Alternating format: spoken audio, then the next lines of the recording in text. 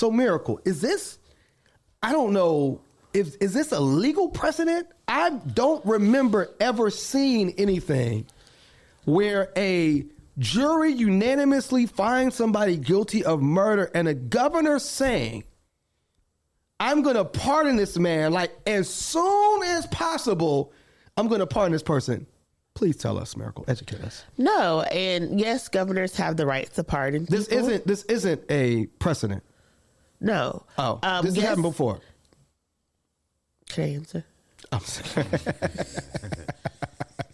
Can you shut the fuck up, nigga? I'm sorry. Please go, Miracle. The announcement in itself is a precedent, yes. Okay. Governors have the right to pardon people and ask for pardons. What makes this very interesting is he did it the day that the conviction was announced. Yes. Usually people will say, you know, we respect the decision of the courts, yada, yada, yada, yada, yada, and go from there. And we'll maybe make a phone call 6 months from now, a year from now, 2 years from now.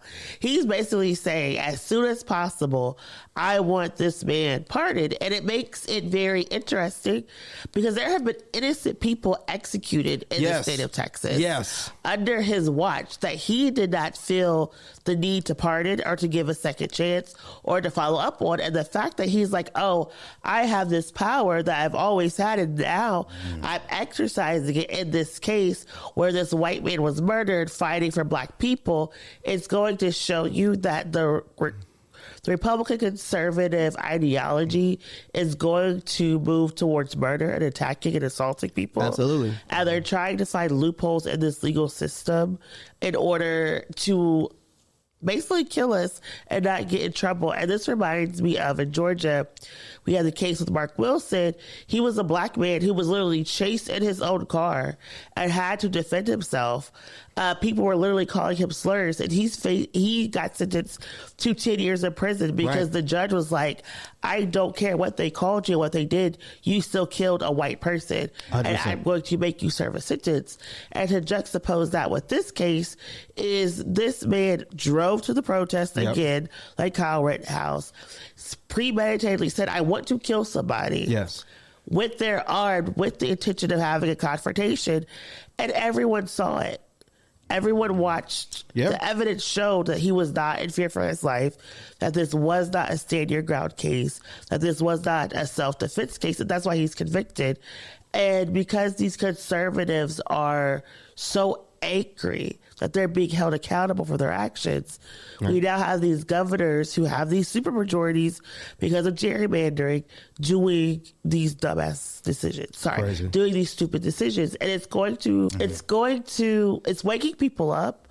But my fear is that before they get out of office, it's going to create basically a very violent situation for so many people in the next couple of years. And that's what I'm afraid of. And so just to quote, he went on his Facebook page, Damian Perry, and said he might kill a few people on the way to work. They are rioting outside my apartment complex. A friend responded, can you legally do so? He replied, if they attack me or try to pull me out of my car, then yes. So he literally predicted what he was going to do, drove to there to get in some type of engagement, and then kill somebody. Do you all have any comments? That's a manifesto. I'm thinking to myself, like, how much higher the stakes would feel if I posted some shit like that on my Facebook. Oh, bro, you wouldn't even get to the protest, You know what I'm man. Like, they be outside of your house like, there's a trouble in us here. And when I juxtapose that to how safe he felt posting that shit freely, openly, it's just like, that shit's wild because he knows. It's like these people try to act like racism doesn't exist, but know that this shit protects them when they leave their crib. Paul Mooney, the comedian, would say he had the complexion for the protection. You know what I'm saying? Absolutely. That is right. But this is also why when we protest, it is so important that you listen to the organizers, because a lot of people come to protest, to disrupt protests, specifically for this very reaction, because they want you to swing on them. That way they can like hurt you, kill you, shoot you, and then try to go get these book tours, try to become a Fox News darling. and it's not working so far in his case. He has ordered the people to do the pardon, but they don't have to listen to him. Okay. So it's going to be interesting to see what happens, because this does set a very weird precedent of, oh, now you got this person off, then you need to get all these other people off. Well, I don't see it as that. I see the precedent as more so, if I agree with your politics, then what the actual jury of your peers says does not matter.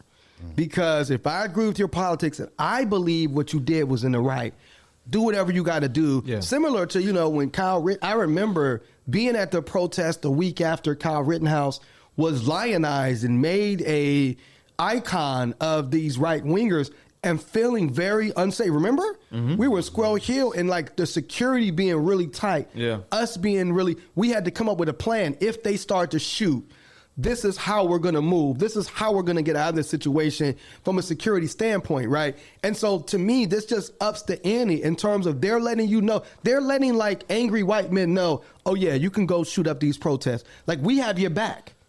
Like we have your back. Don't worry about no jail time. Even if they convict you unanimously, the trial was 8 days. This wasn't no big, long deliberation. We got your back. Mm-hmm. Saeed?